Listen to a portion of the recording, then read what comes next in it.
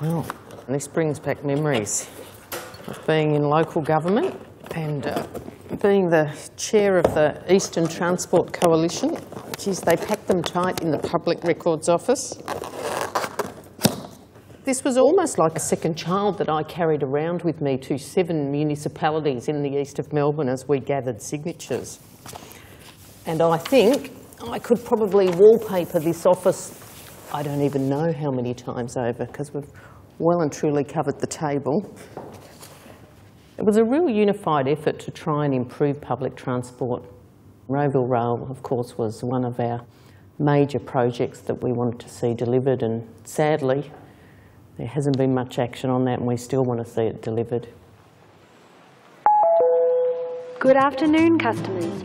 Your next train line to depart from the CBD could be the 2030 Rowville, stopping all stations in the city, running express from the city to Huntingdale, then stopping 3 stations to Rowville.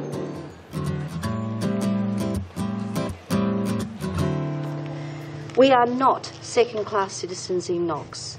We are not second-class citizens in this whole outer eastern region. We deserve, as a minimum, the same public transport that is provided to other areas. I want to move as follows. The first thing that comes to mind is it's been one hell of a long ride. But a sense of pride also comes up because the Rowville Rail wasn't even on the agenda back then. I campaigned for the Rowville Rail and have done for 26 years now, because I believe it's just the right thing to do. It's a bit of infrastructure that's been promised for the last 40 years and has never been delivered, and I think government should be held accountable for that. To provide the infrastructure for public transport improvements now and not delay improvements. We moved here in 1984 because it was a nice sort of urban fringe type of suburb at that time. There was no stud park, there was no dual-lane stud road. It was just a nice little, almost country settlement. Things are changing as a result of population increases, and no doubt pollution levels are also as a result of that. Public transport slowly but surely improving, not enough yet. Besides all the traffic congestion and all the rest of it, it's still a good community to live in. I try and live my values. The Rowville Rail, that's all about sustainability. I mean, a sustainable community is not just about reducing energy use and all that sort of thing. It's about having a connected community, young and older people that can all mix in and get around without having a car. Not just for Rowville, this is also for Monash University. I mean, look, have you seen the car park there? This actually used to be our rugby oval. We've had to convert it into car parking because of the demand.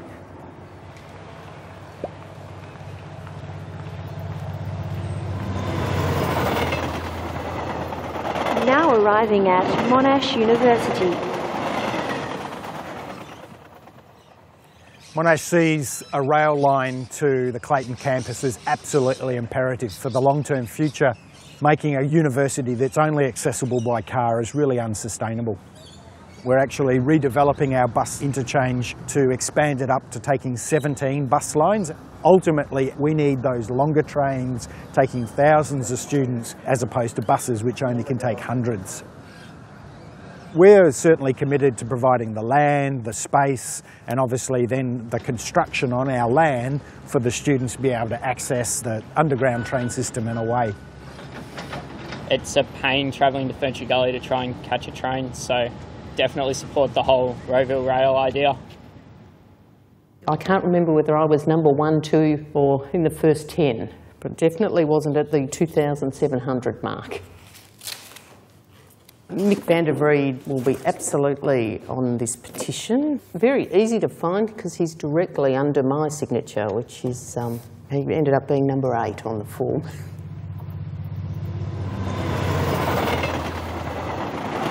Now arriving at Parliament.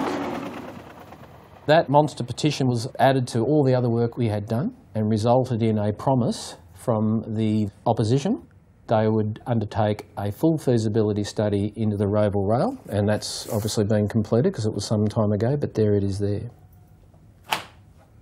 Yeah, it's interesting to read it now after a few years. Hopefully it still makes sense.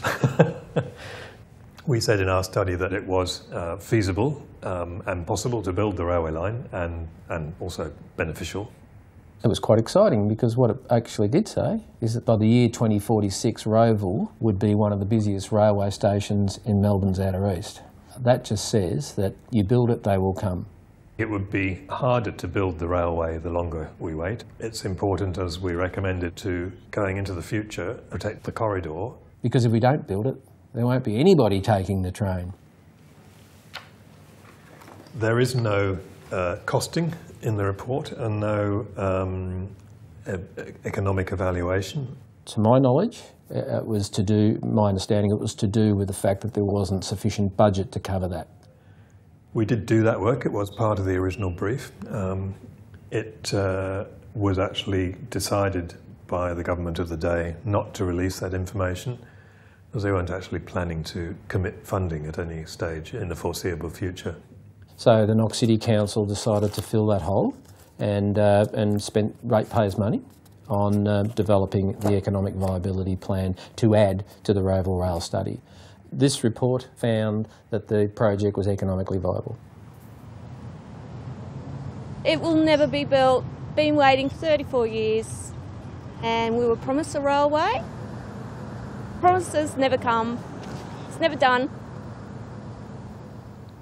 I think the biggest contribution an MP can make is to continue to raise the issue and raise awareness on the issue. The problem is the government isn't serious about Rowville and don't have a plan for it.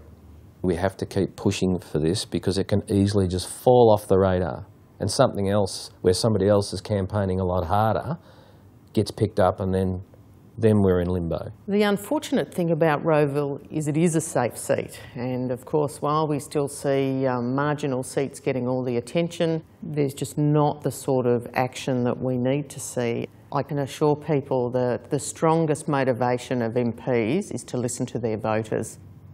I'll keep going with it, don't worry, I'll never stop. The next station is Rowville. This train will terminate at Rowville.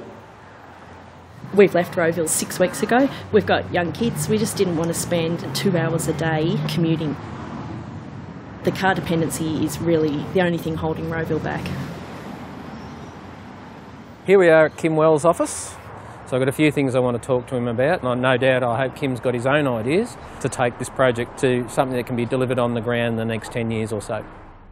I've picked up this article. I've had it for a little while now, but I've sort of noticed that you've been putting a fair effort into pushing for the Rowville Rail.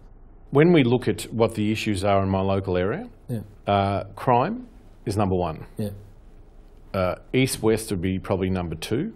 Number three would be Rowville Rail. Road congestion is number four. Yep. The first step is, as you say, making sure that we get that land reservation done so it's locked in, and we're absolutely committed to that. I think politically what will happen is that they'll want to do airport rail, but the minute that that's ticked, then I want Rowville Rail to be the next cab off the rank, straight after the airport link. Look, you know, it's hard when you're in opposition. He can do as much as he can. There's no support from the current government, so you can only try and convince them to build the Rowville Rail. We are not second-class citizens, but we're being treated like that because we've got a substandard public transport system. I've given up on hoping that it will be ever built. Good luck to the people of future Rowville, if it ever is built.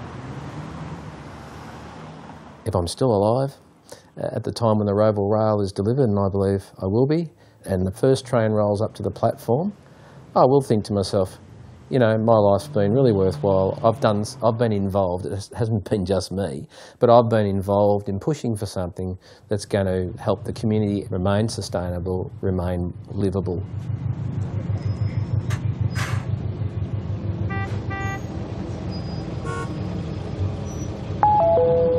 Attention customers on Platform 1. The 1969 Rowville has been delayed and is now expected in 5 decades. The 1969 Rowville has...